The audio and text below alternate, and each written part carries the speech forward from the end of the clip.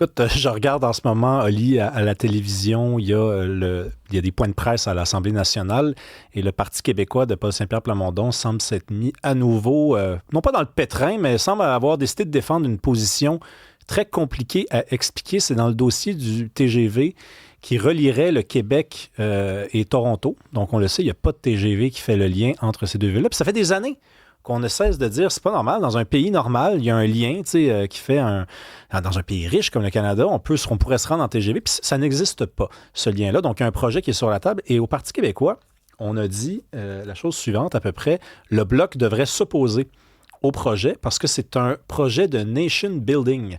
On essaie finalement, selon le Parti québécois, à Ottawa, de construire des liens entre le Québec et le reste du Canada, mais des liens, pas juste des liens ferroviaires ou des liens de TGV, des liens finalement symboliques. Et c'est une position qui est compliquée à défendre parce que c'est presque une position qui est uniquement historique et sociologique. Il faut se rapporter au début de la Confédération lorsqu'il n'y avait pas de lien entre l'Est et l'Ouest du pays et qu'on a construit un chemin de fer. Et de cette façon-là, on a construit finalement un lien symbolique entre tout le pays. Sans ce chemin de fer-là, puis à l'époque, on transportait tout par le chemin de fer, il n'y aurait pas eu la possibilité de dire ce pays-là est uni. Donc, j'ai hâte de voir comment le chef du Parti québécois va se démerder avec ça parce que l'opposition va simplement lui dire, voyons donc, t'es contre un projet économique, voyons donc, t'es contre le fait qu'il y ait un transport qui est plus facile entre les provinces. Mais lui, sa position, c'est une position qui est plus symbolique qu'autre chose. Quand tu parles symbolique, ça serait dans le fond un lien anti-souveraineté, c'est-à-dire de nous connecter avec l'Ontario, de faire grandir le Canada uni. C'est qu'en fait, selon Paul Saint-Pierre Plamondon, l'idée du fédéral, en soutenant un projet comme ça, c'est de prouver une autre fois que les provinces sont unies. Mais alors, le Parti québécois, c'est sûr que sur le plan idéologique, ils sont contre l'unité canadienne. Ils trouvent que le Québec ne fait pas partie du Canada ou en tout cas ne devrait pas en faire partie. Donc, c'est sûr qu'ils ne peuvent pas soutenir cela. Et là, je pense qu'on a lancé un peu la balle dans le camp du Bloc et on a dit, essayez d'aller dans ce sens-là, vous autres aussi, même si vous siégez à la Chambre des communes. On retrouve François Fournier, comme tous les jours, chroniqueur et animateur. Bonjour, François. Ah, François, essaie de nous parler 2 secondes. Ça va? Est-ce que tu m'entends? Oui, on t'entend bien, on t'entend bien. Tu as vu passer justement cette histoire là, du TGV, je vais te lancer là-dessus, le Parti québécois qui s'oppose. Est-ce que tu as la même lecture que moi? C'est-à-dire c'est une position qui est symbolique plutôt qu'une position économique à dire, par exemple, ça ne vaut pas la peine de dépenser cet argent-là où il n'y aura pas assez de demandes. Ils auraient pu dire ça aussi, ça se serait valu. Mais là, on est plus dans l'appareil symbolique, là. C'est une position qui est, je te dirais, quasi compatible avec l'histoire canadienne, parce que les premiers projets de nation building au Canada, on s'en rappelle, c'est les chemins de fer.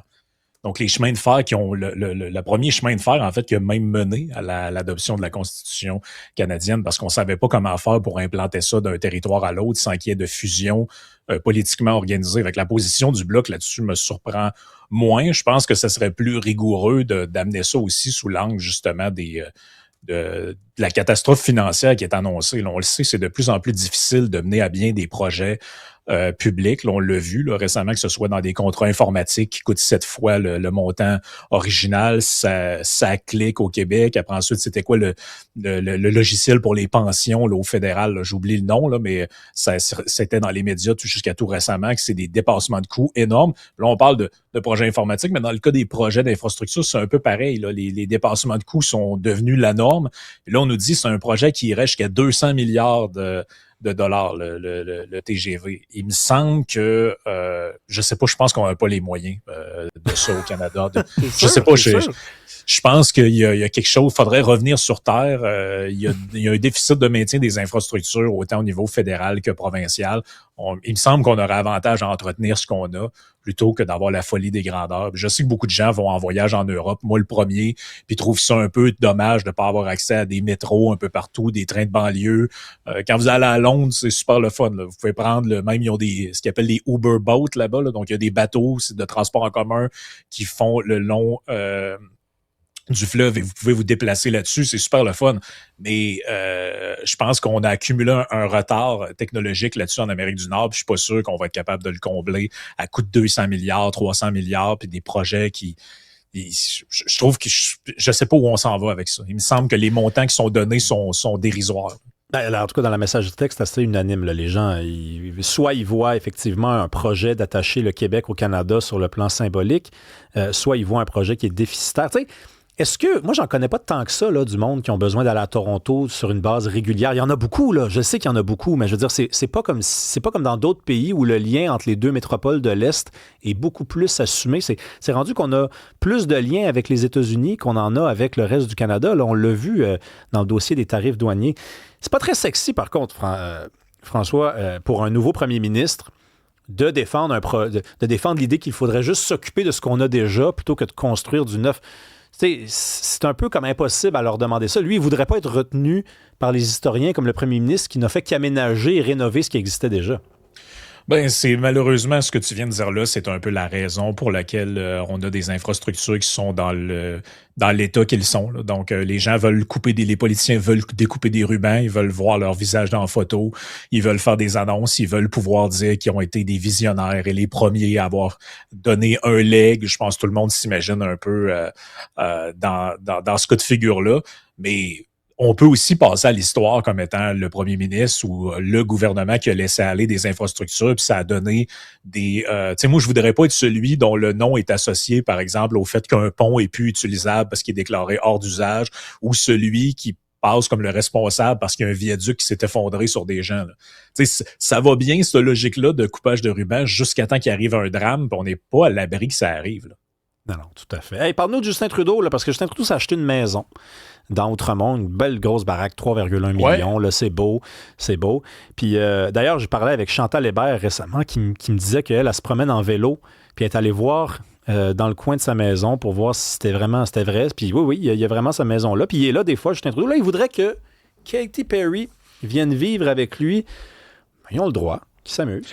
Ah, ils ont totalement le droit. En fait, mon point avec ce sujet-là, c'est pas tant de parler de sa relation avec Mme Perry ou Mme Trudeau. Je ne sais pas si elle prendra le nom elle aussi. C'est une coutume que bien des cultures ont. En fait, on est un peu à part au Québec. On fait plus ça, mais à partout ailleurs, ça se fait. Mais le point, c'était que Justin Trudeau a donné une conférence pas plus tard qu'il y a 2 semaines dans une espèce de truc qui est relié à l'ONU, si tu veux, là, dans lequel il disait là. Il est grand temps que les ultra-riches fassent leur part. Ça n'a pas de bon sens que ces gens-là ne paient pas leur juste part en impôts pour aider les gens qui n'arrivent pas à la fin du mois, tout ça. Et moi, j'aurais rêvé d'être dans la salle pour le questionner sur son mode de vie princier à notre premier ministre, parce que pour quelqu'un qui en a contre les ultra-riches et les gens qui ont réussi, je trouve qu'il a une vie quand même confortable. D'ailleurs, la conférence qu'il l'a donnée, il chargeait 100 000 $ pour la donner. 100 000 $ une conférence, quand même. Pas besoin d'en faire beaucoup dans une année pour te tirer une paye qui a de l'allure, je trouve. 100 000 $ la conférence. Là, on apprend qu'il achète une maison pour lui, son nouveau coup de cœur pour 3,1 millions de $. Je sais pas si vous connaissez beaucoup de gens, vous, qui ont des propriétés à 3,1 millions de $. D'ailleurs, on dit que la propriété fait 7000 pieds carrés. Ça, c'est 7 fois la grandeur de ma maison et de la maison moyenne au Québec. Je veux juste dire ça aux gens. Tu sais, des fois, on se demande pourquoi les politiciens qu'on a sont un peu déconnectés du réel de monsieur, madame, tout le monde. Je suis pas en train de dire qu'il faut qu'on ait des gens qui sont pauvres nécessairement comme élus, c'est pas ça le point, mais c'est que ces gens-là ne vivent pas la réalité du commun des mortels. Là. Ça me semble de plus en plus évident. Si vous avez une maison de 7000 pieds carrés et vous chargez 100 000 pour donner une conférence, ce qui était le cas un peu de tous les... Ça fait un peu président américain, je trouve. Oui, puis quiconque connaît l'histoire de Justin Trudeau sait que sa fortune... il a travaillé fort, Justin Trudeau. Il a été premier ministre du Canada. Moi, quand j'entends du monde dire qu'il n'a pas travaillé de sa vie, là, vous êtes injuste. Là. Il a travaillé quand même. Il n'a pas travaillé dans le sens où vous vouliez qu'il travaille, mais il a travaillé fort. Il a fait des semaines de 90 heures pendant des années. Mais c'est pas comme ça qu'il s'est rendu riche. Il s'est rendu riche parce que Pierre Elliott Trudeau était le fils de Charles Trudeau. Et Charles Trudeau, c'était un entrepreneur. C'est un des seuls entrepreneurs québécois qui n'a pas fait faillite quand il y a eu la Grande Dépression. Puis il a fait de l'argent parce qu'il y avait des stations d'essence pendant la Grande Dépression. Et ensuite, Pierre Elliott Trudeau était un rentier jusqu'à ce que lui arrive sur le marché du travail comme premier ministre puis fasse des heures et des heures et des heures. Mais cet argent-là, je veux dire, c'est pas l'argent de Justin Trudeau qu'il a récolté à la sueur de son front. Donc, c'est sûr que quand il nous fait la leçon, on a le droit, sachant tout ça, de dire, d'où ça vient exactement cette morale-là. Là. Absolument. Et je trouve qu'il y a... En fait, la réflexion que j'avais derrière toute un peu cette anecdote-là qui est un prétexte pour y réfléchir, c'est la quantité de gens qui, on dirait, ils sont pas capables de vivre avec les acquis qu'ils ont.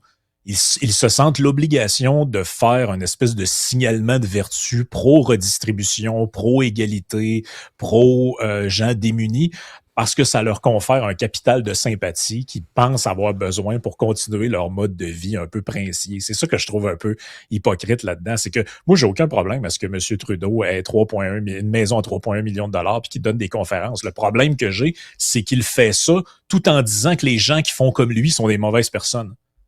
Mais c'est qu'on peut pas avoir... On veut avoir le beurre et l'argent du beurre, là, je trouve. Là. Non, tout à fait. Hey, parle-nous du gouvernement Carney qui va interdire les réseaux sociaux. Ça, c'est pas encore fait, mais il y a des rumeurs là, à l'intérieur de la Chambre des communes, c'est pas mal officiel qu'on s'en va là. On voudrait interdire donc les réseaux sociaux aux moins de 16 ans, mais avec quelques exceptions. C'est-tu le rôle du gouvernement d'agir dans ce dossier-là? Déjà, je te lance ça, là. Ben, c'est sûr que le rôle du gouvernement, ça peut toujours être de passer des lois pour encadrer certaines choses. Je pense que ça peut être justifié de le faire. Par contre, moi, plus largement, je regarde ça, puis je vois un peu la tendance qu'on prend dans ces dernières années. Puis je trouve qu'on essaie d'encadrer puis de réglementer beaucoup la vie des jeunes. Puis la réflexion que j'ai là-dessus, c'est que je pense que pris individuellement, on peut être d'accord avec chacune des mesures. On se dit, ben oui, ça, c'est dangereux, ça, c'est pas bon pour la santé. On a parlé des boissons énergisantes. Là, on parle des réseaux sociaux. On dit, ouais, mais ils peuvent avoir accès là-dessus à du contenu qui peuvent les rendre anxieux, dépressifs, tout ça. Donc, pris isolément, chacun des sujets semble une bonne idée, semble une bonne intervention. Mais je trouve que globalement, on manque de réflexion sur quel genre d'adultes on veut former avec les jeunes. Est-ce qu'on veut former des adultes qui sont libres, autonomes, capables de prendre leurs propres décisions, ou est-ce qu'on veut former des adultes qui ne sont en réalité que le prolongement d'enfants? Parce que moi, je trouve qu'on a fait une loi dans les dernières années pour pas de travail avant tel âge. Donc, même si vos parents sont en accord, vous ne pouvez pas travailler au Québec si vous avez 14 ans et moins. Là, on parle des boissons énergisantes. Après ça, on parle de la gestion du téléphone cellulaire. On parle de l'interdiction d'accéder aux réseaux sociaux si vous avez 16 ans et moins. Puis là, on accumule toutes ces mesures-là. Puis il y en a d'autres là, que j'oublie à brûle-pourpoint comme ça. Mais je me demande jusqu'à quel point on n'encadre pas trop la vie de ces jeunes-là, parce qu'à un moment donné, ces jeunes-là, ils vont arriver à l'âge où ces choses-là vont être permises. Est-ce qu'ils vont l'échapper parce qu'on les a emballés dans le papier bulle dans leur jeunesse, puis pour pas qu'ils se fassent mal, pour pas qu'ils arrivent de choses dangereuses, pour les protéger finalement, parce que c'est un peu ça l'obsession de la sécurité des jeunes. Puis c'est pas un mauvais sentiment qui est à la base de ça. Et je me questionne vraiment sur est-ce qu'on n'en fait pas trop? Puis est-ce que ces jeunes-là seront pas un peu démunis le jour où finalement les interdits cessent et maintenant sont libres de faire ce qu'ils veulent? Parce que l'anxiété générée par les réseaux sociaux, le fait de se comparer à des modèles, des gens qui ont une plus belle vie que nous, qui ont des likes, tout ça, à partir de 16 ans, elle disparaîtra pas, Rémi. Non, mais c'est sûr. Mais en plus, François, tu viens de le dire, là, c'est un peu hypocrite parce que ce qui les attend lorsqu'ils auront 18 ans, c'est pas le monde auquel on les aura préparés. On l'a vu là, cette année. Il y a un an à peu près, on avait dit à la rentrée prochaine, donc à l'automne dernier, il n'y aura plus de téléphone dans les écoles. Puis là, les directions d'établissement capotaient. Mais non, on ne sera pas capable, il va falloir ouvrir des centres pour qu'ils se décompressent. Ça a marché, sauf que le problème, et le seul que je vois, mais c'est quand même un gros problème, c'est que le monde qui les attend est un monde d'écran. Donc, tu sais, soit on attaque le problème de façon frontale. Donc, ça veut dire quoi? C'est, idéalement, on veut-tu une société où tout le monde est sur les réseaux sociaux, tout le monde est toujours derrière un écran? Oui ou non? Les deux réponses, peut-être qu'elles se valent. Mais c'est quand on fait les choses à moitié, c'est ça. C'est qu'ils arrivent après à l'âge majeur, puis ils sont peut-être même en retard sur les autres. Peut-être qu'ils sont en retard. Ben c'est l'exemple que j'ai en tête à chaque fois qu'on parle de ce genre de sujet-là, c'est quand on était plus jeune, on avait tous des amis avec des parents. Tu sais, t'as l'ami dont les parents sont extrêmement sévères, ne permettent rien, contrôlent tout, veulent savoir les années et venues de l'enfant. Quand vous faisiez des parties là, entre jeunes, là, qui l'échappait le plus? Vous ou ces jeunes-là? En général, c'est ceux dont les parents étaient les plus restrictifs, les plus contrôlants, les plus portés vers l'interdiction. Non, tu feras pas ça, puis non, c'est pas permis, puis pas avant 18 ans, puis pas ci, pas ça. Quand il y avait des soirées, là, ces gens-là, ils l'échappaient bien raide parce que maintenant, à l'abri du regard de leurs parents, ils pouvaient enfin découvrir un peu de liberté. Fait que je pense que c'est le rôle qu'on a comme société, c'est d'accompagner les jeunes à l'âge adulte. C'est pas de les maintenir dans un état infantile. Non, et puis tu regardes, à la limite, le seul avantage que je vois, c'est qu'on va créer des jeunes plus débrouillards. Le jeune, par exemple, à qui on a dit tu ne travailleras pas avant tel âge, que tes parents le veuillent ou pas, que tu sois responsable ou pas, ben ce jeune-là, s'il est vraiment débrouillard, en ce moment même, il travaille. Parce que même s'il est en bas de 16 ans, parce que lui, il a décidé que cette règle-là était niaiseuse, puis il la respecte pas. Puis il la respecte pas pour les bonnes raisons. Hein, en passant, là, j'encourage pas les gens à être délinquants, mais te faire dire quand tu as moins de 16 ans que tu n'as pas le droit de travailler ou moins de 14 ans que tu n'as pas le droit de travailler, je trouve ça complètement nono, moi. Alors, on devrait leur permettre de travailler dans certaines circonstances, dans certaines conditions, d'accord, j'ai-tu besoin de le préciser? Mais surtout les jeunes, on dirait... Ouais, non, mais on dirait, Rémi, qu'il n'y a pas de ligne directrice dans les orientations qu'on prend non plus. Moi, c'est ça que je trouve un peu déplorable là-dedans. C'est que, par exemple, quand on a parlé dans les dernières années de sujets comme les bloqueurs de puberté, puis ce genre de choses-là pour les jeunes qui s'identifient à un genre différent de celui qu'ils ont à la naissance, là, les jeunes trans, ben là, on nous disait, là, franchement, arrêtez de faire de la démagogie. Là. À 9-10 ans, un jeune, il sait très bien qu'il n'est pas dans le bon corps, puis il peut entamer des démarches. Tout ça. Ben là, vous êtes en train de me dire que un jeune de 10, 12, 13, 14 ans, il est assez mature pour changer son nom, prendre des bloqueurs de puberté, mais pas pour s'acheter un Red Bull ou aller sur Facebook. Là. C'est ça la logique. Là, c'est quoi? Quelle est la logique derrière ça? J'essaie de la comprendre. La logique, normalement, ça devrait être de dire à un certain âge, tu n'es pas assez mature pour prendre pour toi-même certaines décisions. Mais ces décisions-là, il devrait avoir une gradation de gravité. Là. À mon avis, c'est plus important dans une vie prendre la décision de changer de nom, de changer son marqueur sur sur des cartes d'identité, ce genre de choses-là, puis de prendre des bloqueurs d'hormones, que de s'acheter une boisson énergisante au Dollarama. Là. J'espère que j'apprends rien à personne. Non, mais il y a des gens qui vont te reprocher de mélanger des pommes puis des oranges, mais il faut le faire, parce qu'effectivement, le gouvernement est sur le point de légiférer dans un champ et pas dans l'autre. Donc, on peut le comparer. Non, on peut se demander précisément pourquoi on va dans un sens et pas dans l'autre. C'est ça. Évidemment que ce sont des dossiers complètement différents, mais le point reste la maturité du jeune. Donc, l'argument central, c'est un peu lui, c'est de dire le jeune, à partir de avant tel âge, il n'y a pas le jugement nécessaire pour consommer les choses qui sont bonnes pour lui. Donc, on remet en question, c'est la même raison pour laquelle on ne donne pas un permis de conduire à un enfant de 12 ans. On dit, à 12 ans, tu n'as pas assez de jugement, tu n'es pas assez développé pour pouvoir conduire un véhicule automobile, tu vas mettre ta sécurité et celle des autres en danger. Bien, ça devrait être la même réflexion, ce serait de dire, justement, à partir de quel âge un jeune devrait pouvoir prendre certaines décisions. Il y a des décisions qui, à sa face même, me semble, sont plus importantes que d'autres. Là. Merci beaucoup, François Fournier. On se parle demain. Yes.